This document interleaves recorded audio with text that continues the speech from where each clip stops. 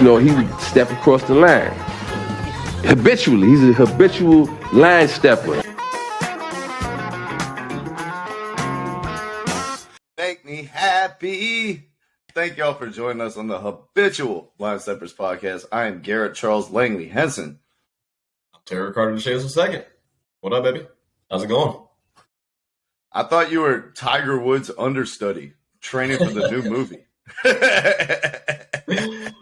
Nah. The caddy story. I look a little fancy. It's just some regular shit. It's nothing crazy. This ain't no easy. It's no easy. Nah. You're not trying out to be the Black James Bond? You didn't get the memo? Yo, I'm actually going to be James Bond on Halloween. That's fucking hilarious. I got to get a haircut today. I got to get a haircut for that because I'm not looking so James Bondish. I'm looking a little Frederick Douglass-esque. Yeah. If by a haircut you mean a wig, then sure. A wig. Hell no. Oh, man. James Bond is black and James Bond is back this Halloween. I love it, Terry. And you know who else is back? Ben Simmons. He's back, Terry. Last night he held Luka Doncic to a 40-point triple-double. He put up 7 points against – oh, wait a minute. That's right. He got cooked all night by Luka Doncic. He couldn't guard a graveyard. He had 7 points, finally made a free throw. Got to hear Kyrie Irving yell at him on camera, "Shoot it, Ben!" multiple times. Yeah. Terry, what's going on in Brooklyn? Where's your panic meter? Between 0 to 10. Brooklyn. It's over, baby. It's over. It's like, nah, I don't know. I mean, come on, bro. What are we doing with Brooklyn? We know they can't play defense. I mean, are we surprised by that? Are we surprised that they can't play fucking defense? Not me. Not at all. Look at their fucking roster, bro. They got no girth. Didn't I say this last week? Everyone is frail. They're all small. Ben Simmons is supposed to be your muscle guy. Dude's what, 260, 6'10", but he's a biatch, all right? And did you see him fucking reaching for his back and shit? I mean, come on, Ben. Come on, Ben. Stop it. Stop it. Every time I get blowed by, suddenly, oh, my L5, S1. I mean, look, man. If he's not going to play defense either, it's done. Like, the Nets, look, they are who they are. They are who they are. I don't understand why people keep saying, like, they're championship contenders or some shit. This is 3 years of them doing the same shit, running it back. Oh, they've never been healthy. No, they were healthy one time. They were a 2 seed not too long ago. So I don't want to hear none of this shit. This team is who they are. They've gotten worse consistently. But also, I also think that Seth Curry is somebody that can help them out a lot. So they are missing one guy out of their whole group.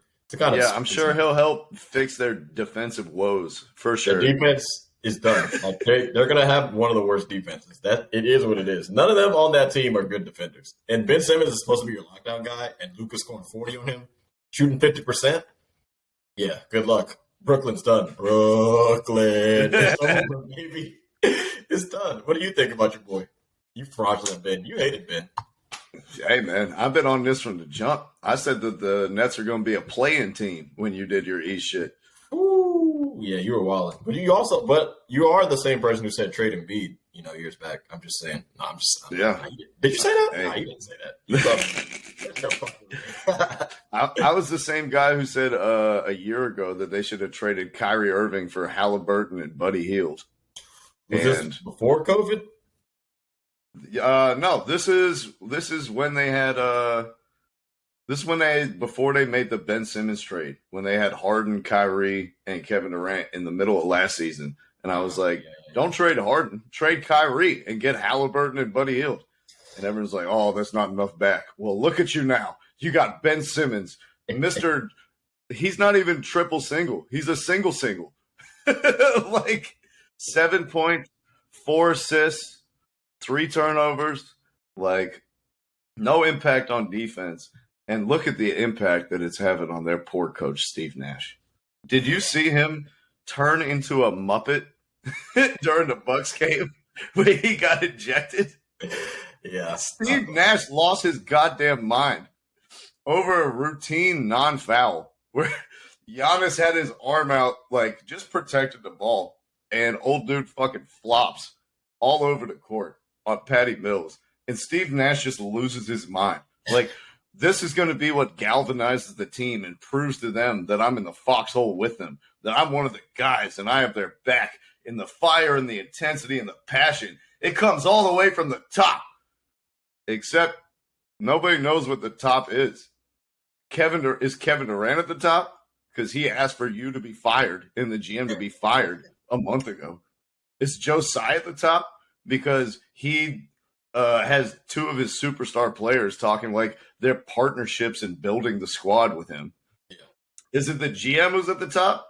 No, we already know that. Kevin Durant called for your job, and then he came back and said that he's committed to the organization in perpetuity for the foreseeable future.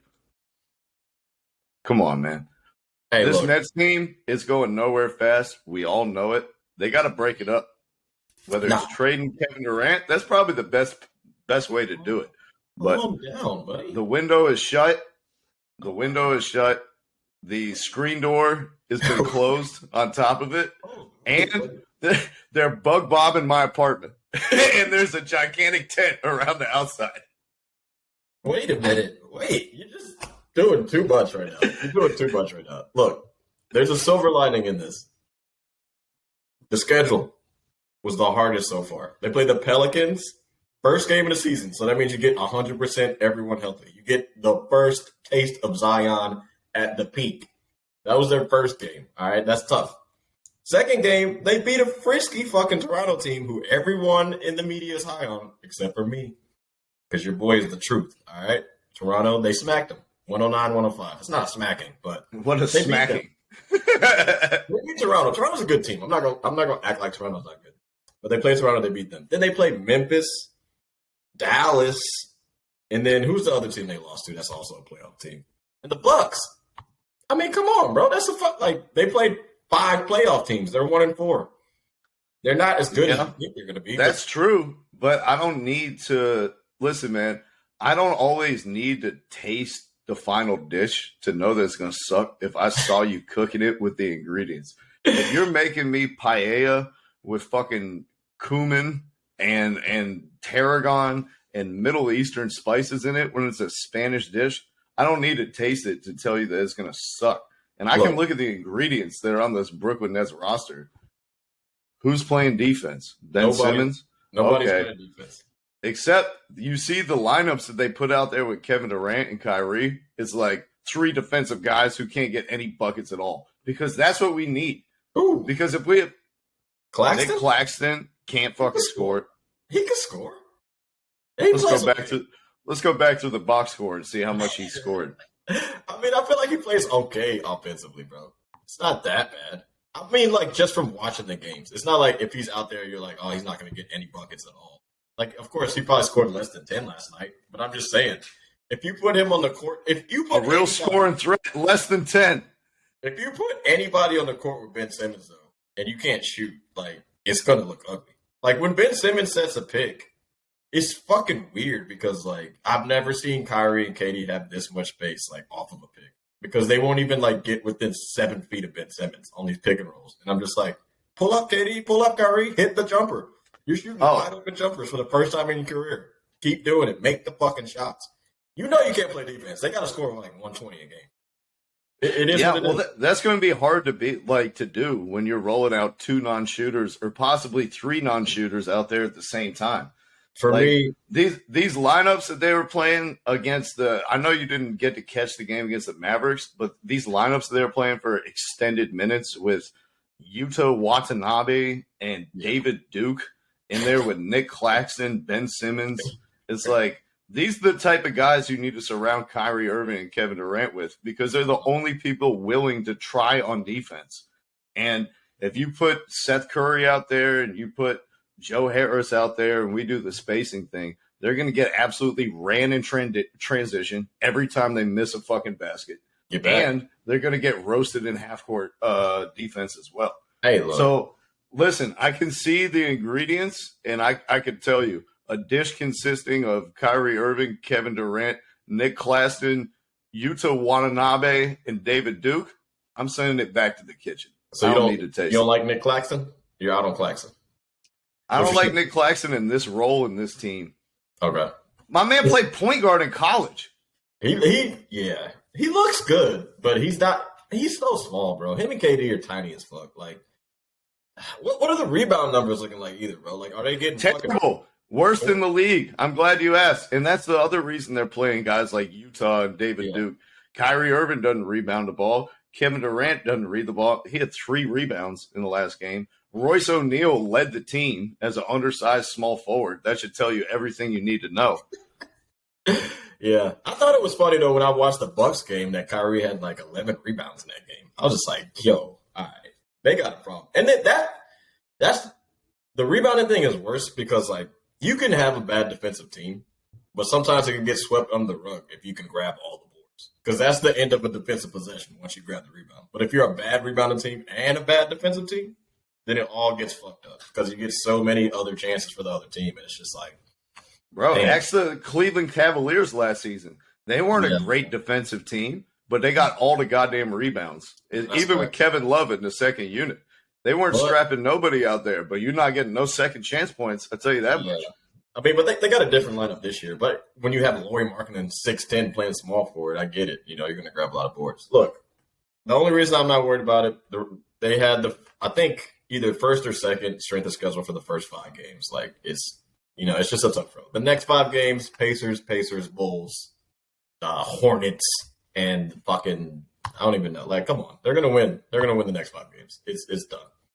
I'm not worried about it. They're going to be fucking 5-4 or 6-4, and we're all going to be, oh, well, Brooklyn's back. Brooklyn. Shut the fuck up. They're not back. They're just going to beat bad teams. They're going to beat bad teams. They're going to lose versus good teams. You know where that puts you? 8 or 7. I thought they could, overcome some games, but we'll see. I don't know. They're literally like this season's Atlanta Hawks from last season. Like, they're going to be top 2 on offense, bottom 2 on defense. That's a play-in team. Like, that's the recipe. Actually, I'm interested in the game versus the Wizards. That'll be my gauge. The Hornets game, I don't care. If the Wizards game, if it's like a close, tight fourth quarter battle, I'm like, yep, the Nets are a play-in team. Garrett was right, and I'm wrong. All right, let's move on to the left coast, where Klay Thompson must have been inspired from seeing Steve Nash get ejected in the East Coast game. He watched. He was like, 3 hours later, I'm dropping the sequel. He got ejected against the Suns after getting cooked by Book for 3 quarters. Clearly frustrated with his own performance. Frustrated that a guy who he used to be considered above then has absolutely eaten his lunch. How concerned are you for Klay this season? Not for the Warriors in general, because I think both of us agree that they're going to be just fine. But just for Klay, it's been a tough road back. You've seen Jordan Poole kind of eclipse him, get the bag, finish with like the finishing units in place of him. Klay Thompson, even when he has been healthy, has been notorious for like slow starts to seasons shooting the 3-ball. He's had early season 3-ball slumps. I don't know. I think his 4 last seasons that he played. So this isn't super out of the ordinary, but we still haven't really seen Klay come back to the peak of his powers and be that consistent threat that he was night in, night out. So what do you think this ejection is? Is this a harbinger of something deeper going on with Klay Thompson? And how concerned are you for the young man who's usually known, Terry, for being about as cool as a cucumber and about as confident with himself as anybody in the NBA? I think him getting ejected is kind of showing like he knows that he's not himself anymore, and it's frustrating the fuck out of him. And he's hearing Devin Booker, Devin Booker will talk shit at any time in the game. So it's just like, you just got to live with that. Unless it's pickup and you're double teaming him. Like, Devin Booker's just a guy that's like, he's going to talk shit. He'll talk shit to Michael Jordan, and Jordan's like, you have no accolades at all versus me, right? And he's like, I don't give a fuck. I got 25 right now. What are you doing? It's like, that's just Book. He's going to get his points. He's going to play decent defense on you. It's going to be a hard night every night. I like him a lot, but, his impact on winning is still being questioned, even though they made a decent seeding last year, but still got kicked out of the playoffs and made the finals. But Book, I'm still questioning you. Play for Team USA, I might change my mind. But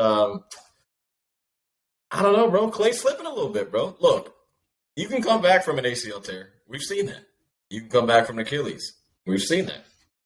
Coming back from both, you're not going to look the same, dude. It is what it is, bro. Like, at this point, Klay is just going to be a high-volume shooting-ass guy that's going to be inefficient and can't play defense anymore. So you can't make up for it on the defensive end, and you're going to be shit on the offensive end. He's still going to stretch the floor. He's still going to have moments where he can, torch you and get like 40 or 50, but he's just not the same dude. I mean, everybody can see that shit, and I think he can see it too. And I think it was just kind of getting to him that night. He scored 2 points in that game, by the way. When did he get ejected? Was it third? I think it was the third quarter. Yeah, I think it was the third. I mean, come on, bro. Third quarter Klay, 2 points? Come on, Klay. I mean, look, he's slipping. It is what it is. He got mad at Charles Barkley for saying the shit too. Everybody, you knew the shit was really affecting him, and it hurt home. And Klay was really hurting because all he had to say was the 4 ring shit over and over again. And when you go back to the rings, you ain't got nothing left in that chamber, man. Talking about Ghost of Christmas Past. They just won again last year. I mean, they do got 4. It's valid as fuck. What are we supposed to do? Not say I got 4 rings? But Buck is like, I don't give a fuck. Like, I'm better than you. Like, you're not that guy anymore. I am him. Like, go take those rings and have a tea party with Draymond Green and the other role players from the Warriors, and I'll be an all NBA guy over here at Phoenix. Nah, that's facts. It's got to hurt, man, because he always kind of looked down on Book. He was the chosen light skin, and now there's a new guy on the cover of 2K. Yeah, I mean, look, Book is better than Klay. That's not a thing. He was better than Klay probably 2 years ago. So this is not a thing, bro. Like, Booker is better than him. It's fine. You got 4 rings, live your life. You're top 77 player in the world or of all time in the NBA. You're the, third or fourth best shooter of all time. You think Klay's second to Steph? I like Reggie and Ray. I don't know. I'm just saying. Yeah, I don't know. I like Ray.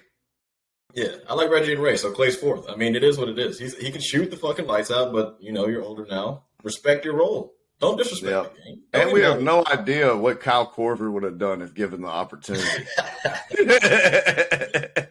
Shit. Kyle Korver played with LeBron his whole career. Yeah, right. He was languishing with Allen Iverson up in Philly, and then he had to go play with Andre Kirilenko in Utah. Get the fuck out of here. But Philly. Kyle Korver not in the same echelon as Klay Thompson or the other level of players that we are talking about. But for me, I thought Klay was going to have a little bit more creativity. He's a wild card. He's the guy who marches the beat of his own drum. I thought he was going to have some fire for Book. If you're going to get ejected talking shit, and all he came, 4 rings. Hey, that's you're not going on the roast battle anytime soon, Jeff Ross. I tell you that much. That's all he's got to say. But I will say this. Starting off the season for your boy Klay, I think he's 15 points a game, shooting 34% from the field. That's not going to cut it. 4 rings, get the fuck out of here, dog. You need to play better. That shit's ridiculous. I'd be talking shit to you, too, if you had 2 points and I had 30. Devin Booker was giving him the business. I mean, it is what it is. Even Jordan Poole was like, hey, Klay, you got to get it together, dog. I don't know what to tell you. Devin Booker's a beast. How do you think what the Suns looking like? A little different. They look good. Aiden looks okay, too. I'm just saying. Don't sleep on him. Aiden does look energized, which will be great for his trade value when they trade him in January. Jay Crowder is still holding out and refusing to participate with the organization. Jay Crowder. They don't know who's going to buy it. Chris Paul still can't go left. I'm not in on the Suns. Wow. 3-1. Beat the Warriors. Beat the defending champs. You think the Warriors are having problems, or are they good? Well, Kuminga got a DMP, and Kerr talked about it after the game. It was I hope he's paying attention and waking up. Minutes in the NBA are not given to you just because you're a number 7 pick. Yeah. You've got to focus in, lock in, know your assignment, know your rotations, and be a contributor if you expect to play for a team like the Warriors. That potential shit and that athleticism shit, that's cool when we were in the bubble. That's cool when we were in the play-in. But now that we got championship expectations, it's not going to cut it, dude. I like that. I like that Kerr did that, though, because and I think a lot of people are picking up on it, but it's early. And Kerr, he's won a lot of championships as a coach and a player. It's like when you win a chip and you're on the bench and you had a little bit of a role, next season you're coming in like, hey, man, I'm going to need about 5 or 10 more shots. What's going on here? I need the ball. And your boy Kerr's like, sit the fuck down on the bench, boy, and play some defense. So I think that's going to play its way in, but I think Kerr is doing a good job of like humbling every single young guy on this team. Like he's like, look, if you deserve the minutes, I'll give them to you. But you're not just going to like all of a sudden become someone you're not. You have to work your spot in. You have to work hard to get your playing time. I like that shit, man. Sit the young kid down. Like, sit down, kid. Be humble. Kendrick, hey, you still a little raw. Get back in your bag. Get back in the lab. Keep learning the game. Keep developing your skill set. But there's no question to me, like a guy like Moses Moody is poised to contribute much more immediately than like Kuminga. I think we're going to see a lot more Moody this season than we saw last season, and possibly a lot less Kuminga. Probably. I mean, especially if Moody can keep shooting like he's shooting, and he's always been able to shoot, but he's really, knocking down every open shot that I've seen, so far this season. You're going to play if you can make the shot. So, Kuminga, get your 3 balls. Especially over there in Golden State. They love the shooters. Well, let's run over back to the East Coast to another team that has some shooters, but has also struggled with defense and with a slow start. A team that many people picked to win the Eastern Conference, the Philadelphia 76ers. Terry, I have a lot of thoughts about this team. Can I just go ahead? Do I have to open up the floor, or can I just do my shit? Nah, cook it. Where to start? Well, the problems abound in Philadelphia. For one, James Harden has dribbled more times than the rest of the team combined through 5 games. That's problem number 1. Houston. Problem number 2, Tyrese Maxey is a complete afterthought, and all of his production comes when James Harden is off the court. He's had, I think, 92, I heard, pick and rolls on the Zach Lowe podcast this season. Yeah. Incredible efficiency off them. 70 of them have been with Harden off the court. When Harden is on the court with Maxey, he's doing his John Wall impression. Standing in the corner. I'm ready. I'm PJ Tucker again. That's not how you take advantage of one of the most athletic players in the NBA, a transition maven who can create transition offense out of nothing, a guy who should be demolishing teams on the weak side of the play from the second action, like as a defense comes to close out on him. He should be destroying people from that, and yet he's a periphery figure, and he's barely involved. That's the biggest problem, besides Harden's dribbling. The third problem, Terry, is that Joel Embiid is out of shape. Yeah. My man, he hasn't caught a lob all season long. No, it's never been the strength of his game, but his not even an inability, his lack of willingness to run back on defense in transition, to run the floor on offense in transition, to beat the other big down to the block and establish early position, it's not there. He's walking around back there. He's playing his way back into shape. He's not blocking anything at the rim. He's not sliding his feet on defense. He's not switching on to guards and keeping guards in front of them and contesting jump shots. He's walking around, playing his way back to shape. And the 76ers look like a team without any identity. We talked about before, they have all these pieces to switch. Yeah. PJ Tucker wants to switch. House wants to switch. The guy that they got from Memphis wants to switch. Harden wants to switch. Melton. Tyrese Maxey can't switch. And fat, slow, out of shape Joel Embiid can't switch. So what are we doing? Are we going to play drop coverage? Well, apparently not in transition, because they've had the worst transition defense in the entire NBA. No one's dropping back to cover in transition. Yeah. This team, Terry, they got plenty of talent everywhere. Do I think they have a chance to right the ship once Joel Embiid gets back in shape? Yes, I do.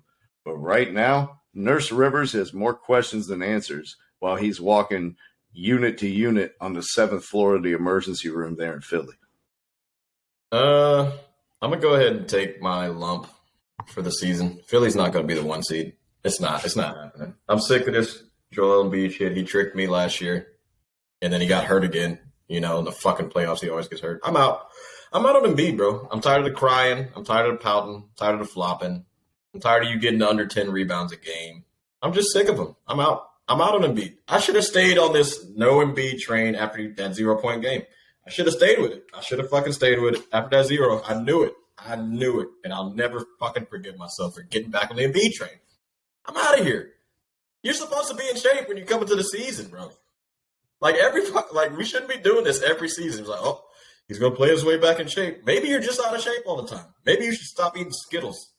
Maybe you should stop going to 7-Eleven and drinking Slurpees. Like, what are you doing, bro? I'm out of here on him. Harden, this isn't the Rockets no more. I know you got Danielle House and fucking PJ Tucker back, but this ain't the Rockets. Stop dribbling the ball crazy. Tyrese Maxey, can you play defense at all? This dude looks like Seth Curry on the court. He looks like a fucking sieve. He looks like a guy full of holes. If you don't know what a sieve is, he looks like a guy full of holes. He can't play defense. He's really good offensively. He is. He's great. Honestly, he's a great offensive player. But to be an overall good player, dog, you got to play some sort of defense. Something. This team sucks right now. And I don't know if Doc Rivers can do anything. They don't even know what they're good at. They have nothing to hang their hat on. They have no identity. They have two different offenses. Dump it into Joel Embiid and let him post up and force a double team, or run a high pick and roll with James Harden. And there's nothing connecting the two. And Tyrese Maxey is like, I'll just pick up all the scraps and score 17 points a game on 11 shots. I'm sure everybody's looking at the analytics, and Doc Rivers doesn't care about that. He's probably just looking at the on-court product. But I'm more inclined for... He's looking at Joel Embiid's my chart. I'm just more inclined to I don't think you can win a championship if Embiid's your best player. I don't think you can win a championship if Harden's your best player. And you definitely can't win a championship if Maxey's your best player yet. Then they're just not a championship contender team. I understand that all three of them are on the team and they should, come together and make a team that should win. But Embiid, if he's going to be lazy, you're not going to win. Harden just can't play defense. He can play post defense. That's fucking awesome. How about you play perimeter defense because you're 6'6"? Can you do that? No? Oh, okay. Well, you fucking suck. PJ Tucker's old, bro. Dude plays okay defense. And Daniel House is fine. Tobias Harris, can't rely on him for shit. I haven't even said this. And I'm glad you mentioned Tobias Harris. Tobias overtaxed Harris. The perimeter stopper, Tobias Harris. The guy who's guarding the best wing player every single night, Tobias Harris. Yeah. Who the hell thought this is a good idea? Have the stretch four go out and guard the best perimeter player. Nobody is in a defined role that suits them. Nobody's talents are being maximized. Tobias Harris is just fine as your third worst defender or your fourth option on offense. And they're making him do way, way, way too much. A lot. They're taking bad shots too. And I'll say it again. And I don't even know if that pod we did got corrupted or not. I don't remember. But we did one last Friday, and I think we were talking about this. Embiid, I'm not going to get pissed about it anymore because you are who you are. You're not Dirk Nowitzki, my guy. You are 7 feet, around 290. Get on the fucking block. Stop getting pushed out of position. I'm sick of saying the same shit. Get the ball on the block. Stop getting at the top of the key, dog. You shoot okay from the three, but you were only doing that because of Ben Simmons. You don't have to shoot threes anymore. Ben Simmons is off the team. Stay inside and get buckets. The defense rest. I'm done. Embiid's out of here. I don't care anymore. He's horrible. He's not horrible, but he's not good. It won't matter until he stops drinking 2 pitchers of Shirley Temples a day and gets his ass in shape. Yeah. But, Terry, that's a smooth transition to a team over on the West Coast that's also struggling, who I was higher on this season than you, said that they had all the makings of a 50-win team during the regular season, and here they are, the Minnesota Timberwolves, sitting at 1-3, fighting with each other already. Terry, after Anthony Edwards dropped a 9-point dud against the San Antonio Spurs on a back-to-back, Karl Anthony Towns had some words for his. You said what? The Timberwolves are what? They're 3-2. Are they? I thought they were 1-3. They're 3-2. You can reset. Nah, that's all right. I'm going to stick with it. The Timberwolves are struggling badly. The team is fighting with each other. Anthony Edwards has had 2 30-point performances and then scored 20 points combined in his other 2 games that he played, including the 9-point dud that we talked about against San Antonio on a back-to-back. Yeah. After that 9-point dud, Karl Anthony Towns had some words of advice for his young teammate. Said Towns, "Maybe I could do a better job of teaching him how to take care of his body, diet, and everything. That'll be on me.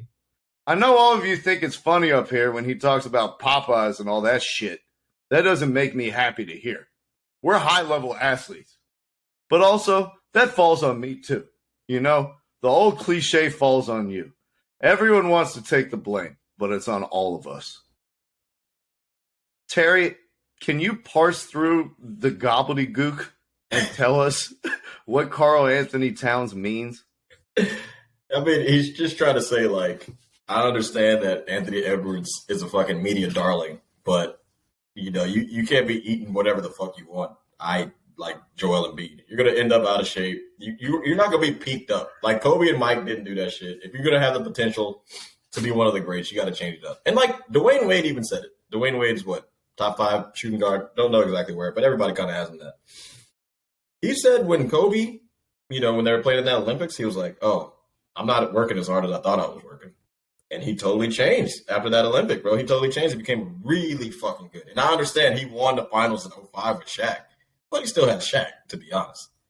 D-Wade saw what was Shaq eating during the 05 finals, Terry? Shaq could do whatever. Was it steamed salmon and broccoli and brown rice and carrots? Probably not. He probably was fucking eating KFC and McDonald's. But look, Shaq doesn't matter. You do it, and there is like, Towns is right, but Towns is such a bitch. It's just like, it's so hard to take him serious sometimes. Like, he's really good. I understand, but like, I don't know. I like to hear that he's trying to lead, but I don't. It's reminded me of like Russell Wilson, where it's like, yeah, the message is fine, but consider the messenger. Like, we don't need to hear this from you, Karl Anthony Towns, who showed up to training camp 10 pounds under your playing weight and is still not back to where he should be, where the doctors and the team and the coaches and everyone said that you should be playing at this season. Anthony Edwards showed up exactly where the fuck they wanted him, at the weight that he was supposed to be, with the body composition he was supposed to have. And your anemic, underweight, getting pushed off the block by Jared Vanderbilt ass is giving Anthony Edwards, one of the 3 best athletes in the NBA, dietary and training advice? You're just like, no. Nah. Yeah, you got to, like, when Kobe was saying that stuff to D-Wade and everyone, they were going out, it was Kobe fucking Bryant, who was renowned for his body, his work ethic, everything that he put into it. When they were coming back from the club, Kobe was already in the gym shooting free throws. Yeah, we saw that. You think that's Karl Anthony Towns? You think Karl Anthony Towns outworking everyone on the Timberwolves? No. He's dedicated his life 24/7 to basketball? No. He's getting beat by Ben Simmons on Twitch the night before they played the Hawks. Come on, man. Let the man play Twitch, man. Huh? He can't be on Twitch? Is he just can't be on Twitch these days? He's on Twitch a lot. I get it, but Anthony Edwards. We may have a Kyler Murray situation. I don't know. They haven't dug deep enough. Hell no. But look, don't be out here giving like generational athlete body advice like you know what the fuck you're talking about when you came into camp underweight and your inability to develop your strength has been a main talking point over your whole NBA career. If this was LeBron James saying it to Anthony Edwards, the same exact quote, I'd be like, no problem with it. Yeah. LeBron is right. He spends $1 billion on his body. It's Karl Anthony Towns. He goes back to the Dominican Republic and then stocks up on mofongo in the offseason. Don't talk to me about nutrition. Yeah, I'm worried about the T-Wolves, bro. It is early, but they should be 5-0. Considering the teams that they play. Just don't like each other. I think Anthony Edwards is just looking around and he's like, Rudy Gobert is a buster and Karl Anthony Towns is a loser. Like, what am I doing here? And Jimmy Butler fucked his girl. Look, I think I think those two guys are totally different. Just from, I don't know much about their family and shit or their whole backgrounds, but just from hearing them talking shit.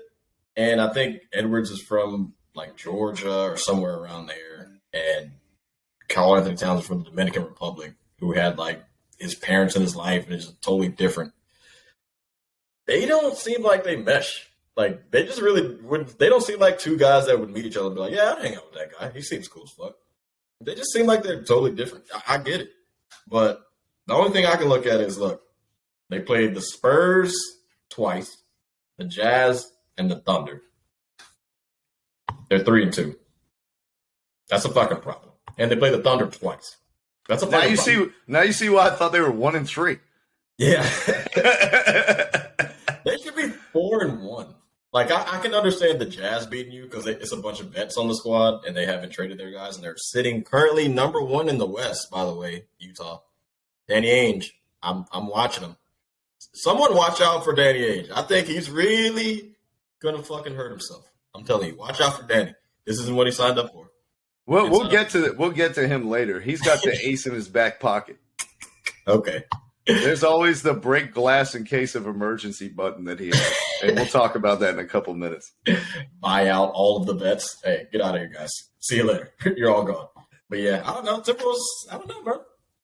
They're still 3-2, but not looking like a 50-win team. I'll tell you that much. And when I told you the spacing is going to be fucked for Edwards with Gobert down there taking up all that space underneath the rim.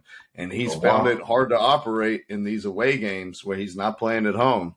9 points, 11 points, not consistent, bad shots, a lot of step back mid-range joints because that's the only space that they have on the court for him to shoot. Yeah. I got my concerns. I thought they were going to be really good in the regular season. Not looking so good right now in Minnesota. Where'd you have him at? 3rd in the West. Ooh, God. Look out. Look out for that one. Yeah, I'm gonna need some consequences on that one, buddy. I may have missed. I may have missed on the Timberwolves. Terry, I definitely missed on the Lakers because they're on pace to go 0-82. 82, baby. There was no Russell Westbrook to blame things on their last game as he sat out with his hamstring injury that he got from being on the bench instead of being a starter. But this team sucks, dude. Like, there's no two ways to go about it. They have no spacing. They just got a bunch of guys who can play defense and LeBron James. Patrick Beverley couldn't hit the lottery if he had 1 billion scratch-off tickets. Austin Reeves is being looked at like the savior. There's a guy named Matt Ryan who's actually getting minutes because he can shoot 36% from 3. And Lonnie Walker looks like the most potent offensive threat who couldn't play on a Spurs team that was trying to tank last season. The Lakers suck. I mean, you said it. Is there anything else we want to say? Like, LeBron can't do it anymore. He's washed. AD, he's done. Kick him out the league. Russell? Man, could they use guys like Caruso, Kentavious Caldwell-Pope, Lonzo Ball, Brandon Ingram, Kyle Kuzma, Josh Hart. Is there a chance they could bring all those guys back? That might be a championship team. JaVale McGee. Man, I don't understand. Look, there's one thing I can say about this, though. And I'm being completely 100% serious when I say this. There's only 2 teams in all of NBA history throughout the 77 seasons of the league that have made the playoffs after an 0-4 start. Can you name those 2 teams? Can you give me the decades they were in? They were all in the past 6 years. All in the past 6 years. They started 0-4, made the playoffs. One key player is on the Lakers now that was on both teams. Oh, it's got to be the Pelicans then, right? No, it is the 2018-2019 OKC and last year's Wizards. 2 years ago Wizards. Russell Westbrook. 0-4, made it to the fucking playoffs. You know who the fucking guy is. Russell can bring you back to the promised land, LA. You just got to play him 40 minutes a game. Look, I know it looks tough out there. Well, Terry, when we were talking about break glass in case of emergency, that's what I was referring to. It's been proven. If you want to tank, play Russell Westbrook. Man, it's crazy. He is a one-man tanking show, and he certainly was last season for the Lakers. This season, he's been the worst player in the entire NBA. Over half of his shots are unguarded, and he's shooting a league worst percentage from jump shots. It's horrible. What's his shooting percentage, by the way? Negative.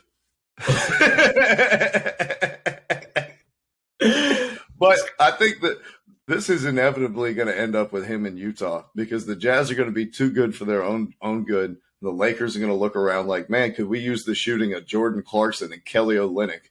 They're going to be stupid and give up one of these picks, if not both of them. And then Danny Ainge can start Russell Westbrook next to Colin Sexton and not have to worry about being too good to get Victor Wembanyama. It solves everyone's problem. All right, look. The Lakers can't shoot. We get that. And everybody, if any single person says that people are being too hard on Russell Westbrook, take this into years and listen to it. What do you think Russell Westbrook's shooting percentage is this year? From just everything, from the field. Just from everything? Yeah. 39%. 28.7%. He's shooting 28.7% from the field. And everyone is saying, like, you're being too hard on him. Everyone's being too hard on him in the media. He's really fucking bad. He is actually one of the worst players in the league. And I think he's the worst. I think at this point, there's no player that's been as injurious to their team's success as Russell Westbrook in the whole league. Because the thing about it is, like, when you suck that bad, you're not supposed to play. He's getting 28 minutes a game. Like, he should be getting 10. Look, I understand, like, he didn't play last night and the Lakers still didn't look good. I think they looked okay, considering it was the Denver Nuggets, who was a really good fucking basketball team, and they were in that game pretty much up until about the fourth. So I'm not going to sit here and say it's all Russell, but a big majority of that shit is him, bro. Like, he's a problem. He has to go. There's no other world around it. You remember what LeBron said to Kevin Love? Quit trying to fit in and worry about fitting out and all that type of stuff. The other way. Yeah. Don't try to fit out, fit in. Yeah. Yeah, he had a different message for Russell Westbrook. Get the fuck out. It's done, bro. I told you guys, beginning of the season, I said, give him a practice jersey. Don't let him suit up for the games. As soon as you give him a real game jersey, it's all going to go south. And look at where we're at. Yeah. But, like, LeBron doesn't look like himself either. He had, 8 turnovers in the game last night. AD's grabbing his back after dunking it with 2 LeBron hands. is starting to do the Kobe shit, though, where he's like, why? I'm going to pass it to Smush Parker so he can miss. I'm going to pass it to Lonnie Walker so he can hit the side of the backboard. I'm going to miss. I'm going to take the shot. No, that's facts.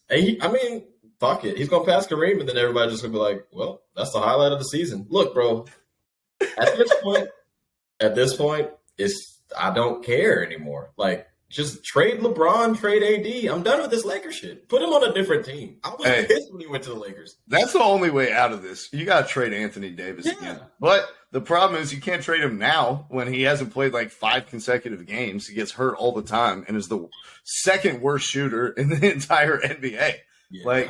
You can't sell low on a guy like that after you just gave up 7 picks 2 years ago to acquire him.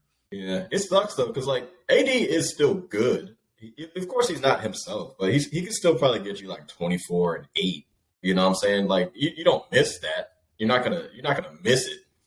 But I don't even know what to think about him anymore. Is he better than Bam Adebayo? I don't think so, because the league is different than what it was when they won the championship. During that year, people were shooting threes, but the teams that were good were still doing mid range and getting layups and shit. But now it's everyone's fuck it. We're the Houston Rockets with James Harden. Just shoot a bunch of threes and try to get layups. The only people that are shooting middies are really good players. If you're shooting a midi and you're not a top 20 player, they're just bench this motherfucker. What's going on here? This is 2K. It's all threes and layups and dunks. That's it. I don't know if AD can defend that shit. I don't know if he can either. He picked up all that weight. He doesn't move his feet the same. We talked about how his second jump is completely gone. I'm just wondering. Everyone still talks about AD hey, they still got 2 top 10 players in the NBA in LeBron James and Anthony Davis. Is Anthony Davis a top 10 center in the NBA right now? He's a top 10 center. That's kind of wild. Come on now. Don't do that. Is he a top 10 center? Yeah, he's number 10. He's a top 10 center. He's the 10th best center in the league. That was my fault. I should have asked if he was top 9. Fair. Top 9? All right. Well, Terry, I'm going to give the floor to you, okay? Because this sport is top 4 in your heart and wouldn't be top 9 in mine. The Baseball World Series has commenced. What the fuck? No.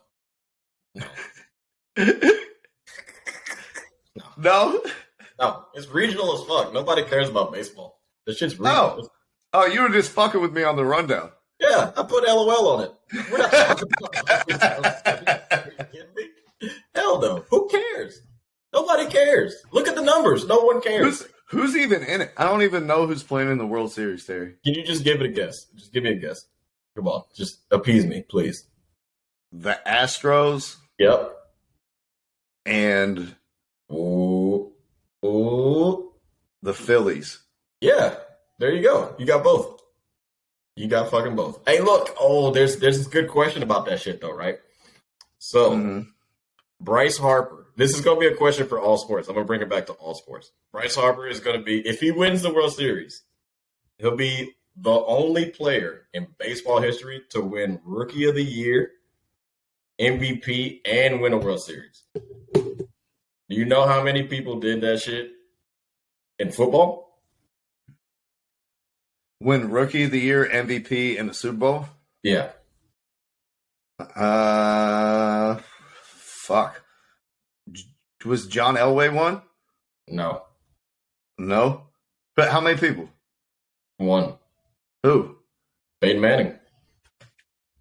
I thought his rookie year, he was fucking terrible. He still He threw like 30 picks. What? Threw for a lot of yards. Get the fuck out of here, man. And then basketball is like a decent amount. It's like LeBron, Kareem. I don't care what Bryce Harper achieves. I don't like his attitude. Those bat flips and scowls turned me off. Right. Yo, baseball's out, bro. We're out on baseball. Hey, I tell you the one thing I did like about baseball, though, is when that motherfucker, I don't even know what team he was on, but he hit a home run and then did the rock the baby joint the whole way while he was going through the bases. I was like, we need more of this. We need more flexing on home runs. We need more like shoving this shit in your face when I have a big play. Like maybe baseball could get me back if they had some more flavor like that and some more fights. More taunting. Yeah. It was some dude on the Cleveland Guardians. They're not the Indians anymore. They changed the fucking name. But yeah, Cleveland Guardians in the Yankee series. That shit was kind of hot. I liked it because then when the Yankees won the last game, the dude was like, "Hey, the fucking baby." I loved it. Spice it up. That's what we need. Put some hot sauce on baseball because it's just been bland for a while. Any other weird shit basketball wise, or are we switching it to garbage ass Thursday night fucking football that they need to get rid of? Let's go to Thursday night football, Terry. Oh, also I'm still on Magic Watch. 0-5. Paolo looks like a transcendent superstar. 0-5. Orlando Magic. All right, just keep that in mind. Yeah. Bowl also got fucking destroyed by Jared Allen. Please look that highlight up while you're listening to us. You can really see how much Cole Anthony means to the team. It's crazy. The Jazz are the 1 seed. The Lakers are 0-4. The Knicks are 3-1. Knicks tape, baby. We're going for the chip. All right, anyway, go ahead. Yeah, I was like, we could do 30 seconds on Jalen Brunson, but no. Who cares? No. Who cares? I'm just at this point. It doesn't matter who the Lakers have or the Knicks have. We're just gonna talk about them. Like it is what it is. Because normally, and don't worry, we'll be on Cam Reddish watch for the rest of the season. Hey, if Thibodeau doesn't play him in any more games, 20 points a game. I'm just saying, dude's a star. Dude's really gay. I hope he's friends with PJ Tucker so he can get those Turkish League connects.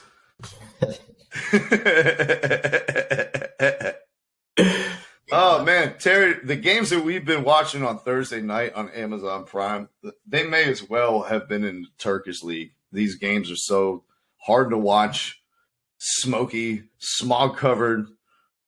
No real reason to tune in. Who am I going to play? Watch Ferencváros play Galatasaray? No, last night it was the Ravens against the Bucks. And it was another poop fest, man. First half, the shit was like 10-3 at halftime. I was like, I guess now's a good point to tune in. I mean, wait.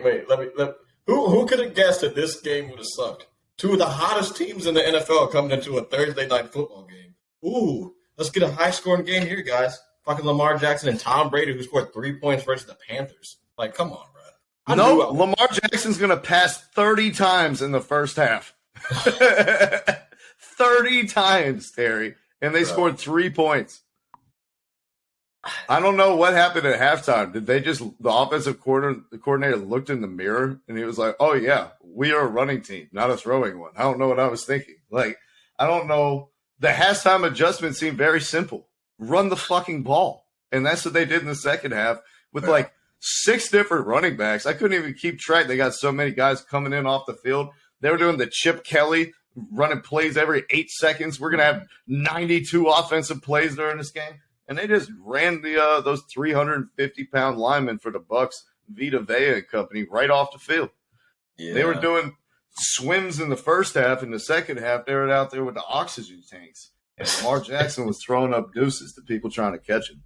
It's really funny. It's really funny seeing, like, everyone in fantasy, like, picking up all the fucking Baltimore Ravens running backs and then dropping them on the waiver wire every week because J.K. Dobbins fucked his knee up again. It's just like, oh, Kenyon Drake, he scores 20. No one has him. Then somebody picks him up. Then Kenyon Drake scores 5. Then Gus Edwards scores 30. Then someone picks him up. Then Gus Edwards scores 2. We don't know what the fuck's going on. Last night, Chase Edmonds had a rushing touchdown for them. They also had Is there somebody named Chase Edmonds on the Baltimore Ravens? Yes. I thought that was the Dolphins running back. All right, whatever. Maybe. I don't know. Maybe I just got him and Kenyon Drake confused because Drake used to play for the Dolphins. They also had one other guy who used to play for the Cowboys and the Seahawks in there running the ball. So rushing the ball last night for the Ravens, you got Gus Edwards, Kenyon Drake, Devin Duvernay, Justice Hill. That's the other Justice Hill. That's the guy. That's the other guy. Justice Hill looks pretty good, but so does Gus Edwards. I don't know. I mean, what are we doing, bro? I'm so sick of these Thursday games. Go ahead. Keep talking. Keep talking. Preparation. The lack of preparation, and then the other thing has been the injuries. All these guys getting hurt on Thursday Night Football, coming off a short week, 4 days to prepare, not enough time for your bodies to recover. And last night was no exception, with the Ravens having multiple players go down with injury. Julio Jones for the Bucks came on and off the field about 17 times, acting like he was hurt. Julio's back? He's back.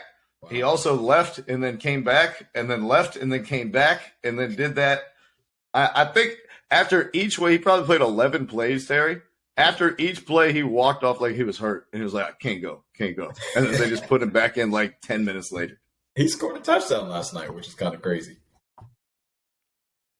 I mean, good for Julio. Who could have guessed out of us two that Julio Jones would be hurt this season? Nobody. Nobody would guess that. Yeah, there's no way he'd get hurt. Yeah, he's only like the active leader in catches and yards in the NFL. Like, literally taking more hits than any wide receiver in the league. Like, but for the Ravens, you know, a silver lining is on the horizon because they did get banged up. They did have some injuries, but they have 23 days until their next game, Terry. Oh, they got a bye week. They can get right. That's not. Wait, what? For real? Yeah, they got a bye week, and then they went Thursday night to Monday night. Damn. So November 7th, that's the next time they play. You said 23 days. That's not 23 Oh, days. wait a minute. They were saying it on the broadcast. Is it after their next game they got 23 days? When's the next game after November 7th? So November 7th, then they got November 20th. 13 days? I don't know what they were talking about, but they're like, they have – oh, I know how they finesse it, Terry. They're like, they have one game in 23 days. Oh, there you go. They got a lot of time to get healthy. Mark Andrews got hurt too, which is like, ooh, that's it. You don't want him to get hurt because they just signed Deshaun Jackson. Oh, I'm shaking in my boots. Deshaun, the deep threat. Come on now. How old is Deshaun Jackson, by the way? 30 something? 36, 35, something like that? 6. There's no way he's 36. Look it up. How old is Deshaun Jackson? I want to know. I feel like he was in UCLA before they even had 1080p. Deshaun Jackson, fucking hell. He is. Or was 30. It USC? You were close. He's 35. They just signed him up like a huge acquisition. I thought Odell Beckham was supposed to be their like sneaky acquisition. Where the fuck is he going to go? I don't know, but somebody already picked him up in fantasy, and that really pisses me off. Who, Deshaun Jackson or Odell? Yeah, no, Odell. Somebody picked Odell up already? Who? Yeah. Big Jonas? Somebody, man. I think it was Marcus, actually. Yo, Marcus is stupid. These motherfuckers, they on the button too quick. But the Ravens, it's like Bateman went down. Duvernay was back there, having to handle everything. Deshaun Jackson, as you mentioned, hasn't had time to suit up for them. And they're like, now that we have no wide receivers, we'll just won't throw it. And they may have found a recipe for success. Who knew Lamar Jackson was good at running the football, Terry? So hold on. Legitimately, how many times did Lamar Jackson actually throw it 30 times in the first half? He legitimately threw the football 30 times in the first half. So that means he only threw it 8 times in the second half? He had 30.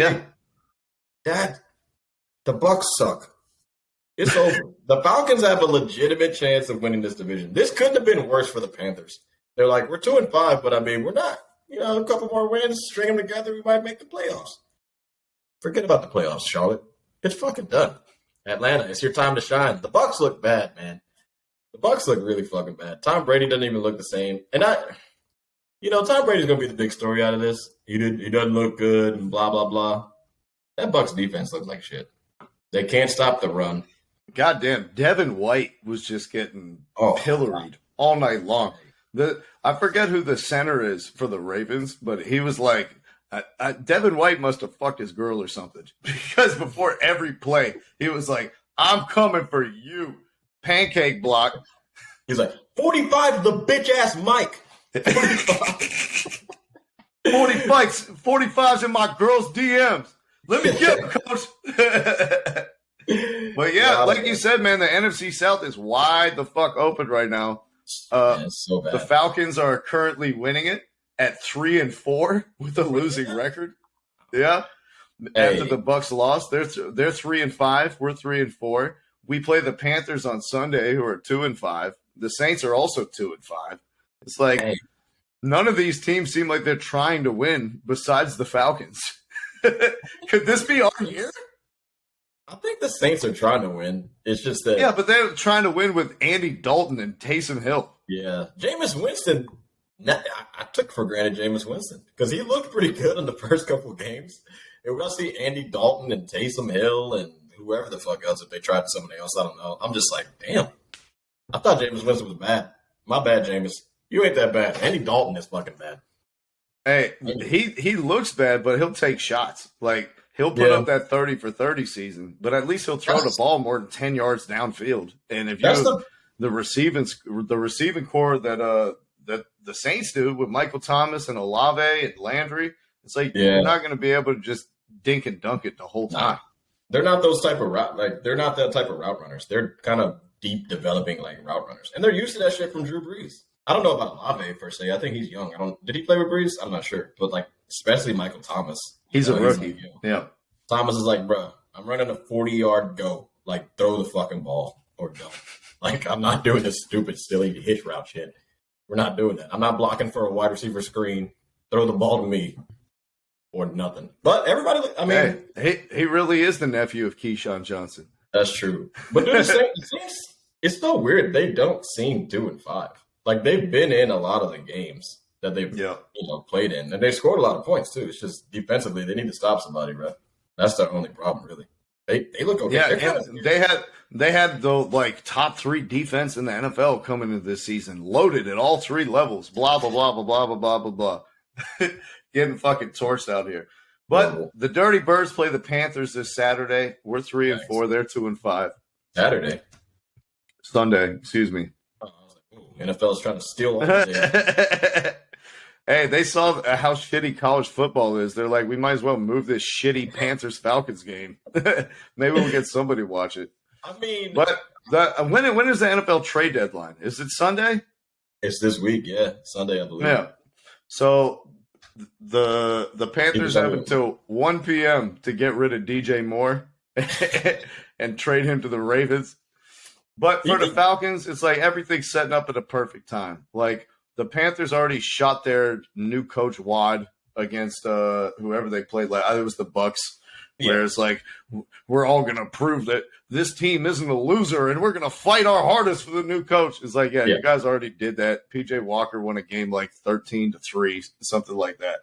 Next week, now you're on tape. We know what PJ Walker likes to do. We know what type of offense you're going to try to run. And your offensive line isn't going to be playing like their hair's on fire again because they have, a point to prove about this team is not the worst team in the league. No, it probably is, and you guys are going to get waxed by the Falcons on Sunday. And do you think the Panthers are the worst team in the NFL? They could be. It depends. If PJ Walker gets hurt, they are. Because I actually think PJ Walker is good. I think he's better than Sam Darnold. I think he's better than Baker Mayfield. Yeah, you said that last week, and I laughed. And now I'm just like, he's 3-1 as a Panthers quarterback. He might be okay. I mean, he just doesn't turn the ball over like that. Yeah. It's like, can you be the Black Cooper Rush? Sure. Yeah, I don't know. In a way, doing this fantasy thing with you, and by the way, Garrett's fucking fantasy league is stupid because you have to start 2 quarterbacks. And I'm just like, when you go into the waiver wire and it's like the backup's backup that's starting, and I'm looking at that like, nah, I'm going to go for this wide receiver. He might catch it more, and he might get more points. I'm not going for fucking Tyler Heineke. He might get me 12 points. I'm like, nah, I'll take this chance with Chase Claypool. He might give me 20, but he might give me 0. Fair enough. These quarterbacks, bro, the lack of taking shots, like these backup guys, the lack of them trying to throw a deep ball and shit, don't change up the offense. Just throw it, bro. Fuck it. Take a chance, man. I'm so sick of people doing this dink and dunk shit. Just throw it, bro. Give it a chance. Hey, you're not going to score if you throw. Terry, you are not alone being over with the dink and dunk shit. Yeah. The Chiefs lost Tyreek Hill this offseason, and they changed their offense dramatically. Not as many deep shots, not as much taking the top off, dinking and dunking in the cover 2, finding Travis Kelce. They tried to find a solution to that yesterday when they traded for Kadarius Toney from the Giants. He was a first-round pick by the Giants just last season. This is his second year in the NFL. That's crazy. He put up over 1,000 yards along with Kyle Pitts at Florida, despite not really having a position. Every time he's been on the field for the New York Giants, he's been electric, putting up gains of 180 yards, 2 touchdowns, mossing people, running by people, strong hands, hard to tackle in the open field. What could his potential impact be? What do you see his impact being on the Chiefs? Did they just fleece the New York Giants? Nah, I don't think so. I don't think he's going to be that good. You don't just give away first-round picks during the next season for no reason. You're taking you do if it's a new GM who didn't draft him and a new coach who didn't coach him last year. Nah, you just don't give up dudes like that. Especially the NFL does not do this often. So I don't – it doesn't work like that. If you even think about free agent signings that end up being good for teams, it's not a lot. It's not a long list of that. Trades, there's not a long list of trades, and you're just like, ooh, this guy after the trade just really fucking blew it up and, shocked the world. That doesn't happen often, bro. It just doesn't. Football's different. They don't just give up guys because they believe it or they don't believe in them. They're like, you suck and you're a problem off the field as well, problem. See you later. Don't give a fuck. Yeah, that's what they said about Odell Beckham last season. He won a Super Bowl with the Rams. Beckham was one of the best receivers we've ever seen. We haven't even seen Tony do much. Dude's got 420 career yards. In what, 3 games? He's played, but he ain't do shit this year. He didn't do much last year either. No touchdowns, by the way. 0 touchdowns in his career. I just looked it up. That's not true because he had a couple last season in 1 game. He had 2 touchdowns in a Monday night game. I don't know. It said 0. I don't know what to tell you. I don't know if he's going to do much. I hope he does. I mean, look, it's different playing with Daniel Jones opposed to Patrick Mahomes. He's going to catch something. They're going to try him out. And you got Andy Reid drawing up plays, and you got the black bald guy, whatever his name is, the offensive coordinator, drawing up plays. Yeah, we only mention his name when the plays don't work. That's true. That is true. You see how they do us? You see how they do the Right. black man? Yeah, Anyways. they'll be like 4th and 1, and Eric Bieniemy decides to throw a bubble screen. But it's like when Andy Reid calls the perfect play that goes for a 60-yard touchdown. It's like, oh, Andy Reid dialing it up, some heat. Bro, I'm so sick of the Chiefs too this year, bro. This shit is so unpredictable and annoying. Travis Kelce's gonna do his shit, but everybody else is just like one dude. And I understand. I'm just going off of fantasy, right? Dude will have 28 points, and you're just like, how, bro? You had 0 last week. The week before you had 2. The week before that you had 20. Pick a target and throw it to him. Stop fucking with me, Mahomes. Well, they just picked one, and they're going to throw it to him. You think he's better than Scantling, Hardman? Oh, he's the best receiver on their roster by a mile. Better than Juju? Oh yeah, way better than Juju.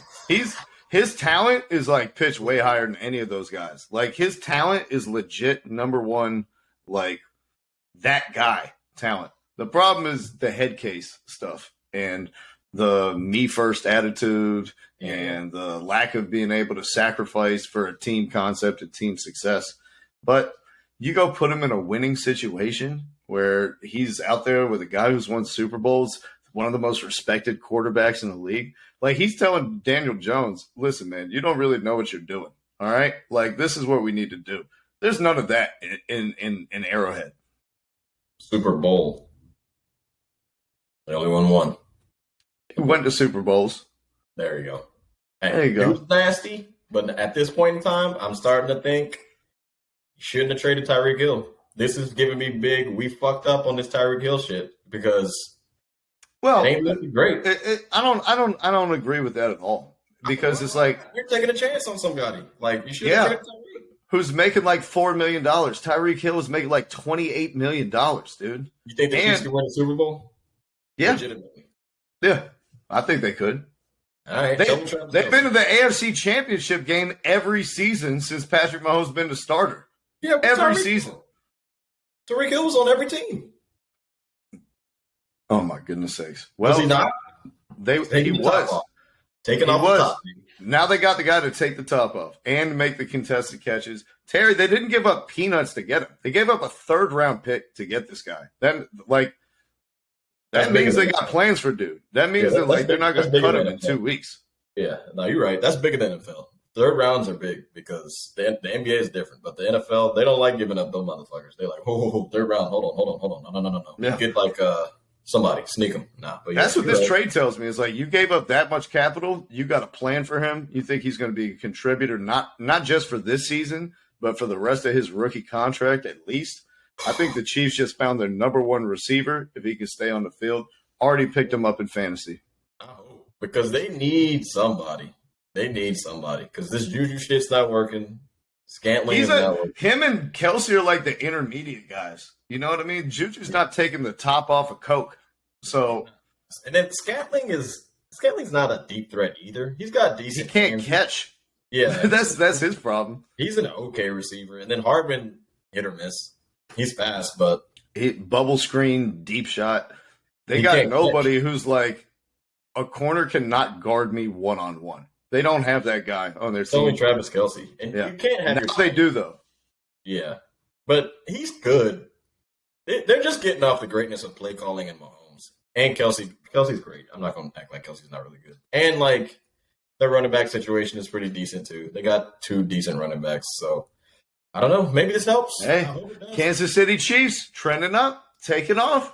Yeah. Now let's talk about another team that's not trending up, who may have their season on the line this Sunday. Sunday night, Green Bay traveled to Buffalo to play the Bills. God. Green Bay is 3-4. They're tied for second in division with the Bears. They've lost 4 in a row. Aaron Rodgers is publicly talking about the need to sit down some of his teammates and give them less reps on the Pat McAfee show and on other media joints on Monday. Yeah. Are they playing for their season on Sunday? Or they lose and we cross Green Bay out? I don't think so. I do think this will be an ugly loss, though. I will say that because it's going to be prime time, and they're 10-point underdogs, which doesn't happen much in the NFL. But First time in Aaron Rodgers' whole career, he's been a 10-point underdog. yeah, it's going to look ugly. But then they play the Lions next week, so they can probably bounce back. It'll be if Minnesota keeps winning, it's going to suck because Minnesota's 5-1 or some shit like that. Mm-hmm. I don't know if they can catch them necessarily. I don't know if they can beat them either necessarily because didn't They lose already them? lost to them. Yeah, in week 1. Did they? Yeah. I think it was the first game of the season they lost them. 23-7. It's not looking good. There's no way they're not going to beat the Bills. So that's not even a conversation. It's going to be ugly as fuck. They should have been the ones trading for fucking Tony instead of the damn Chiefs. I mean, they need a receiver bad. Devontae, sorry, brother, they fucked up. I'm going to give you all your flowers. You're a top 5 receiver, and they should have got rid of you. You know what's funny? The Packers gave him more money than the Raiders did. But he was like, you took too long. Fuck you guys. I'm going to Oakland. I'm going to Vegas. I mean, this shit is – damn, bro. Green Bay is out here fumbling the bag. And they can't run either. They got A.J. Dillon and fucking whoever the fuck that – Aaron Jones, big boy. Jones. They ain't running either. The whole line is like, I'm sick of this guy behind me, Aaron. I'm just done with him. He just fucking pissed me off. Well, they don't call enough run plays either. It's like They you got these 2 great bell cows, and let's throw fucking slants and fades all game. And then the defense, which is supposed to be this team's calling card, that improved so much after going to the NFC Championship game. Yeah. They couldn't stop fucking monkeypox in the North Pole. So It's over, bro. I don't know. I don't see a way back. They're about to be 3-5 after they lose to the Bills, dude. If they lose to the Bills, that's tough sledding. 3-5 in that division to climb back. I don't know. We might have to stick a fork in Aaron Rodgers. I think they're done because when you look at their wins, right, and you can discount the Bears even though they're making a surge. The Patriots suck. They beat the Patriots by a field goal, and they beat the Bucks by 2. Those are your other 2 wins beside the Bears. You don't have a good football team. Yeah. You lost to the Jets. You lost to the Giants. You got swept by New York. And New York's teams, they are not supposed to be this good. All right? Don't be fooled by this bullshit that's going on in New York. Green Bay is garbage, bro. This is it. Aaron Rodgers, this is a bad season. It is what it is, bro. I'm sorry. Season's on the line this Sunday night. We're going to find a coach. It's not on the line. They're going to get their ass kicked. Nah, you can't fire the coach. I wouldn't fire the coach. Okay. You think he's a good coach, though? I think he's a good coach. He's won 13 games every season that he's coached. How many seasons? 2? 4, I think. 4? Okay. 3, 4, something like that. I don't know. He's good. I just remember last year when they made that really weird situation or decision when they should have went for it on 4th and 1 and they didn't. I was just like, yeah. I don't know. They go ahead and tank the rest of the season. Say Aaron Rodgers was not due to the immunization practice that he did a year ago. There were unforeseen long-term consequences that's affecting his throwing motion. He has a loose GI band in his wrist, and it's being aggravated from overwork. And you just make up some bullshit when you guys are 3-6 or whatever, and just put him on the shelf and start Jordan Love, and then go get like a top 5 pick and get an actual wide receiver to put with Aaron Rodgers next season. Shut him the fuck up. There's one huge problem though. It's not that many good receivers that are coming in the draft from big schools. There's this one dude at ECU who's nice. He's got size. There's another guy at ODU who's pretty fucking good, and then there's another dude at Purdue. Those are supposed to be your top. Those are the top 3 receivers right now. Everybody else, Ohio State, Michigan, like none of them could have started on Justin Fields' college team. But it's very fucking risky to take those guys. I mean, I understand like T.O. was good, Ocho Cinco, Randy Moss. Like I get it. Well, then whatever. Get a top 5 pick and trade it to the Raiders for Devontae Adams and bring him back. Yeah, I don't give a fuck. But you got to get a real weapon in for Aaron Rodgers, and it's a lot easier to do that in the top 10 than in the second or third round or whatever. You're right about that. You're right. They need Devontae back, though. Aaron Rodgers is just looking at him in Las Vegas like, hello? It's you I'm looking for. He needs him. Aaron Rodgers, I really think he's like Paul Silas or Doc Rivers. He hates young players. All he wants is vets. He's like, I don't have time to be teaching you the proper depth on routes, okay? I don't have time to be teaching you to drag your toe on the sideline. I don't have time to teach you how to read the gap in the zone, all right?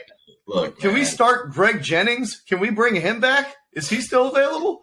He'll never go back. He went to Minnesota. He'll get in the end zone on one leg. With the team on his back, baby.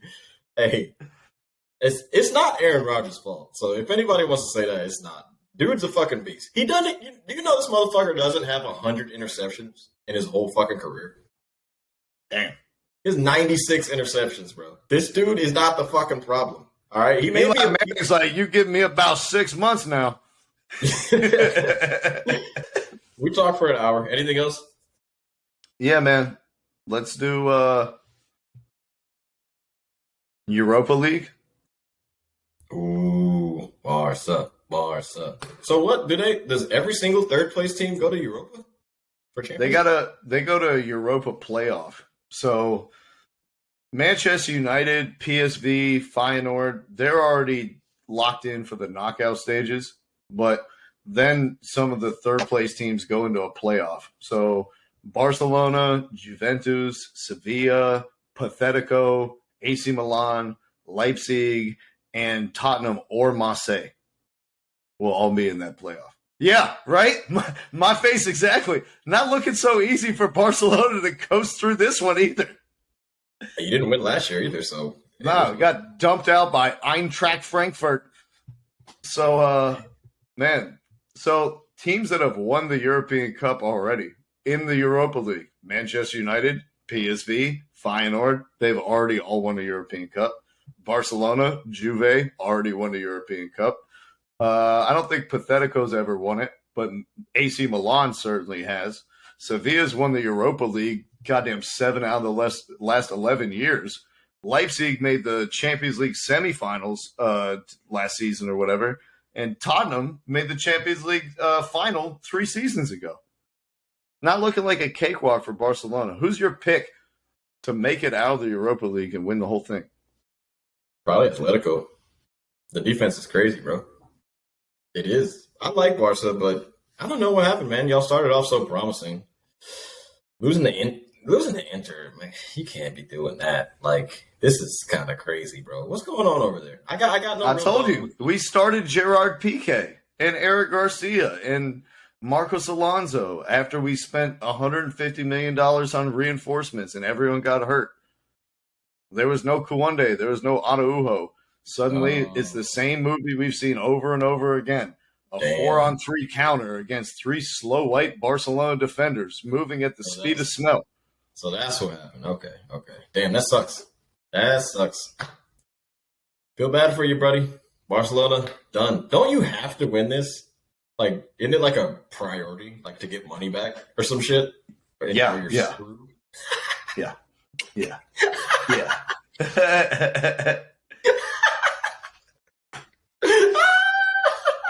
Look. Those boys right there, the Manchester City boys, we're back and we're never going down again. It's game time, baby. I'm sorry for Barcelona. It's done. Your reign is done. La Liga's done. Let's go ahead and cancel the league. Did you see Madrid lost to fucking Locomotive? Who did they lose to? Like, it was 3-2 to someone. That's because they already qualified. But they're the only Spanish team to make it to the next round of the Champions League. Barca, Sevilla, Pathetico, all get dumped out. Like, yikes. Not looking too good. Y'all need to start getting some media money going on over there, man. Come on now. We need something. The Premier League can't be the only guys winning this shit. This is bullshit. Barcelona's like, we'll find our own media money, okay? Welcome to the Spotify Camp Nou. Drake, OVO. Have you seen our new jerseys with the Drake owl on them? As soon as they came out with those jerseys, I was like, we're not winning the Classico. We're wearing the Drake's owl on our jerseys? I was like, did you guys see how this turned out for Kentucky and every other team that Drake has followed? It's bad luck, man. I'm sorry, man. I feel bad for you, bro. You know, you just you ain't got it. You're in trouble for the next what 3 years? You think? Yeah, it could be longer than that, man. I mean, especially because like your team's not deep. Y'all dude, if we don't start really like fucking selling assets off, like, and I'm not just talking about 10% of Barcelona studios and the naming rights to our stadium. I'm talking about Frankie De Jong. I'm talking about Ter Stegen. I'm talking about pillars of the fucking team. If we don't start selling some of these guys, the World Bank is going to come and they're going to repo Barcelona. And then it's going to be it's going to be no fun, smiles, laughs, cheers, and beers when we're out here looking like Nottingham Forest in the third division of Spain. Hey, what's the name of the stadium on FIFA? El Libertador or some shit? El Libertador, yeah. Hey, you need to sell your rights back to FIFA. That's what you need to do. Stop playing around. Stop playing with PES. What's the name of that soccer game now? They changed it. It's done. It's a wrap. I mean, with that, actually, that's what Barca needs to do for the new soccer game that's being produced by FIFA, not EA Sports. They need to be like the face of the whole game. The Barcelona experience. They need to have pre-recorded conversations with the players. So it's like, you're really in the locker room. Pedri's like, you're doing well, man, but you need to work harder in training. This is serious. You got to do something. It's looking bad. And by the way, off topic, FIFA 23, how's it looking? Is it weird or is it fine? It's fine. It's good. Okay. Who's having a harder year, PK or Tom Brady? Ooh, that's a fucking journalistic question right there. Man, I have to go with PK. PK's been bad though. Like Brady at least was good last year statistically. Yeah. PK, no, dude, he got booed. Like he was getting booed as soon as he touched the field as a captain and a Barca legend. Like he stepped out there after the Inter game, and people were like, "Boo!" throwing bananas, throwing hockey pucks, like. So they didn't even throw the bananas at the blacks; they were throwing them at PK. Oh, that's how bad PK is. Jesus Christ! I bet fucking DeBela was like, "Wow, this is a fucking change of scenery. What's going on here, PK?" Huh? Ansu Fati peeled one and ate it during halftime. Did they throw bananas at him? He's good as fuck. No, they don't throw bananas at him. Kanye came and said that it was the Jews who were throwing bananas and that PK needs to look out because the left side of the stadium is Jewish. Oh, my God. Have you followed what's happened to Kanye West this week, Terry? I mean, I heard he was saying some crazy shit, but I don't know. We talked about it a little bit on the last joint, but he's officially been canceled by White America. Dropped by Adidas, lost $2 billion. They pulled his music off of Apple Music this morning. What? They pulled his music?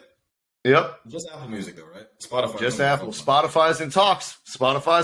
Hey, they won't get rid of Kanye's music. That's listen. Go ahead and download that shit now while you still have Wi-Fi. All right? It's going to be gone. If they delete it off of Spotify, it doesn't matter if I download it or not. No, I'm talking about old school. Back before we did Spotify and everything. Where that's what I'm talking about. You want to listen to Kanye? You got to burn that shit on a CD. Oh, man. This is the problem with that streaming shit, man. They can just get rid of the shit. You won't be able to listen to it again. Fucking hell, man. Oh, man, Kanye, you dumbass. Now I can't listen to Praise God. You aren't the only thing that's been black. Whatever they say in that shit. You know what I'm talking about. That's a good-ass song. Was that from his latest album, The Dead Sea Scrolls? No, the Donda. Oh, the Donda Sea Scrolls? Yeah, the Donda shit. He's just doing too much, man. What's your boy doing, man? First of all, they're closing down the Donda school, the Donda Academy. I was like, Kanye West has a school? Who allowed Kanye West to develop a place of education in the first place? Who partnered with him? Was it Kyrie Irving? Did they develop a school together? I have no idea, bro. The thing that stood out to me, though, the most about this is, like, the commentary from everyday folk. That's like, Kanye is really telling the truth because Adidas didn't drop Kanye when he said slavery was a choice. and Apple Music didn't take his music down when he said George Floyd died from fentanyl, and all these other repercussions didn't happen when he was talking about black folks. He's black. Hey, look, also I would like how like would that look for corporate America? That's like, we're gonna cancel a black man for speaking on the black experience. Like, how could you possibly equate that to spewing hate about like Jewish people who, let's be honest, do control the media and lots of like the corporate hegemony? So it's not about control. They don't control it. Are there people in high positions that happen to be Jewish that own certain things that you just can't fuck with? Yeah, but they don't like control certain things. I'm not gonna say like Jewish people control shit. Like, they do have a lot. I'm not saying they're getting kickbacks and there's newsletters and they're like, come meet up at the monthly control party so we can keep all the other races down. That's not what I'm saying.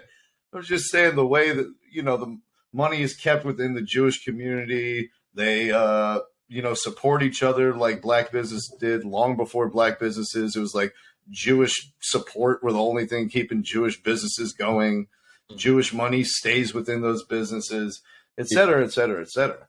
But saying what Kanye said about Jewish people and all this outlandish shit is far different than saying like what it means to be a black American to you and your own opinions on blackness. How could you expect Apple to cancel him for his thoughts on being black? No, I hear what you're saying. But also, like, there's not a black person that owns Spotify or owns Apple.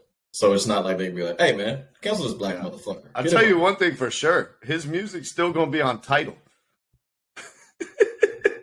Hey, look, let me tell y'all something right now. And hear me while I'm saying it. This motherfucker's music is fucking fantastic, all right? The dude's lost his mind, and he's saying some crazy shit. But he's got some fire-ass music, all right? I'm not going to stop listening to the shit. The shit's fire as fuck. I don't know what to tell you. His clothes, don't give a fuck about. I really don't. And even when he doesn't have fucking Adidas backing him, he's got $400 million, bro. He can make his own fucking distribution centers. Did you hear that he just walked into the Skechers headquarters unannounced, pitching them a joint and was turned away? I heard. Well, they said like the CEO or whoever the fuck of Skechers is Jewish. No, it was Joe Montana outside at the front gate. He was like, nah. Get off my corner, Kanye. Look, Kanye, man, you got to chill out, bro. He's doing some crazy ass shit. Whatever. Like, this is what I've learned about black people, though, recently. We don't know anything about Jewish people. So everybody's just like, no, Kanye's speaking the truth. No, this is for real. Like, he's speaking the truth. When he says about black people, nobody cares. But when he says about the Jews own everything. It's like, guys. You keep saying this shit about Jewish people. They're going to fuck you up. All right? Look, there's no, like, Jewish people are paranoid about, us saying that they're, like, the heads of everything. Because they don't want to have that same shit that happened to them, like, when Hitler was in control. Guys, calm down. That shit's not going to happen again. Just admit you got a lot of money, and we keep it moving. I respect the Jewish people and what they do. That shit's awesome. I wish everybody did that for their own cultures. They ain't got the power. A lot of you motherfuckers do. I'm not saying you control shit. I'm just saying you had a great business plan, and now you're doing well. It's okay. I'm not saying you control shit. I'm just saying Kanye found out that he didn't. And that even a billionaire is not untouchable. But to your point, Terry, I think the most frustrating thing has been like how the public has been like, you can tell that everything Kanye said is true because they're canceling him to shut him up. Yeah. Like, come on, guys. Just chill out. Just chill. You gotta chill. I'm cool with it. I'm fine. Why though? Like, why is he doing this? Like, why? Who knows? What is he getting out of this? How does he benefit? Like, whether it's attention, it's not money, it's not public perception. Is it just being in the headlines that he wants to be constantly relevant? Maybe put out a mixtape then. Like, that's what I mean. A lot of people have been saying that. They're like, he's literally just about to come out with the most fire fucking album of all time. But who knows? Maybe this time it's not just publicity. Maybe this time he's just like, you know what? Fuck it. I just felt like being crazy today. Fuck it. You know, who knows? Nobody knows what the fuck he's doing. Maybe he did it because he was backing Trump and he doesn't want Trump to run for the election. Maybe some of those people were like, oh, if he backs Trump, there's no way I'm voting for him. I don't know. Maybe it was that. I don't know shit. I don't know. All I know is I'm not checking for the Skechers Yeezys. I could promise you that. I'm not checking for shit. Now, look, if any person who's listening to this has ever put their feet in some Yeezys, I can see why you're like, hey, man, let Kanye say what he wants to. Because the motherfuckers are comfortable. There's some comfortable ass shoes. I'm not going to lie to you, bro. Have you ever worn some Yeezys? Hold on. The whole premise that I'd pay $600 for comfortable shoes, like that's the selling point, that they're comfortable. I've never bought them. I'm not going to buy them, but I'm putting my feet in them. I'm like, I could go buy some comfortable K-Swiss joints for $36. Asics. Or New Balances, too. I said K-Swiss, but way to make me super white, Terry.